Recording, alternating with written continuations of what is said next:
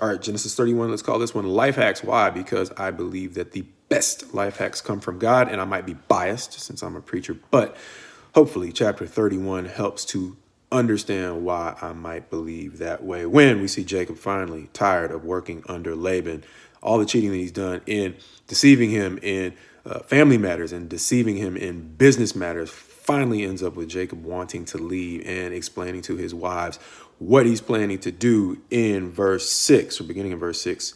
This is what he tells Leah and Rachel. You know that I have served your father with all my strength, yet your father has cheated me and changed my wages 10 times. But God did not permit him to harm me. If he said, the spotted shall be your wages, then all the flock bore spotted. And if he said, the striped shall be your wages, then all the flock bore striped. Thus, God has taken away the livestock of your father and given them to me. In the breeding season of the flock, I lifted up my eyes and saw in a dream that the goats that mated with the flock were striped, spotted, and mottled. Then the angel of God said to me in a dream, Jacob. And I said, here I am. And he said, lift up your eyes and see. All the goats that mate with the flock are striped, spotted, or mottled.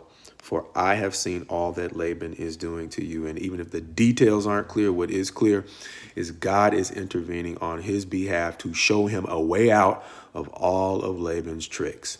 And so in this particular circumstance, as clever as Jacob was, he's running up against a man in Laban who is committed to try to match him trick for trick, joke for joke. But God is stepping in and saying, look, I've seen, and it's enough. Understanding how long Jacob has had to endure this. If we go to the end of the chapter in verse 40, after they finally make their escape and Laban tracks them down, Jacob gets fed up when Laban starts going through their stuff, and he says this, or at least Jacob says this to Laban, verse 40.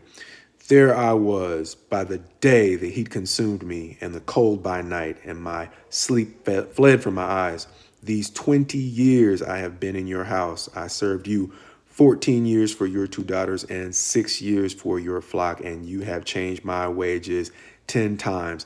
If the God of my father, the God of Abraham and the fear of Isaac had not been by my side, surely now you would have sent me away empty-handed. And if you go back and read the story, he's not just making that up, because Laban was trying to cheat him on the exit as well. Understand this, though. The timing points forward to a concept in the law once Israel becomes a nation, a principle called restitution, where when a person steals, they don't just make the individual from whom they stole whole by repaying the debt. Sometimes, depending upon what they stole, they have to repay 2 or maybe 4 times the value of what they took, and upwards of that if it's a repeat offense and they show little inclination towards actually changing their ways. But all that aside, that principle of restitution seems to go back to this principle where Jacob, an individual who had become accustomed to cheating, especially when we see him cheating his brother Esau out of his blessing, is now laboring for 20 years under the hand of a man who is habitually cheating, who, it's interesting to note, we go back to verse 29 when he is confronting Jacob, meaning when Laban is confronting Jacob, this is how he describes his own relationship with God. It is in my power to do you harm, but the God of your father spoke to me last night saying, be careful not to say anything to Jacob, either good or bad. And so that's, once again, those life hacks.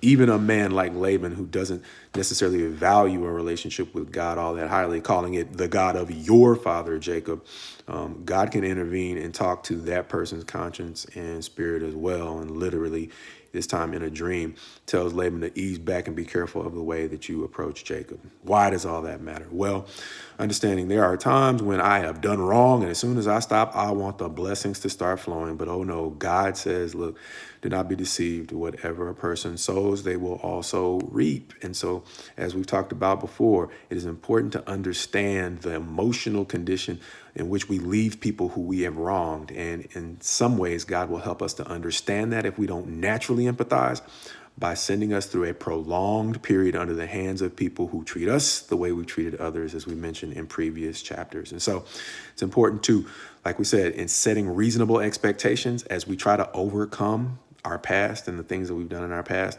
it's important to set reasonable expectations for the road ahead, because once God does decide to intervene on our behalf, it is a beautiful thing. So our encouragement today, God willing, is to be patient under God's hand until he exalts us.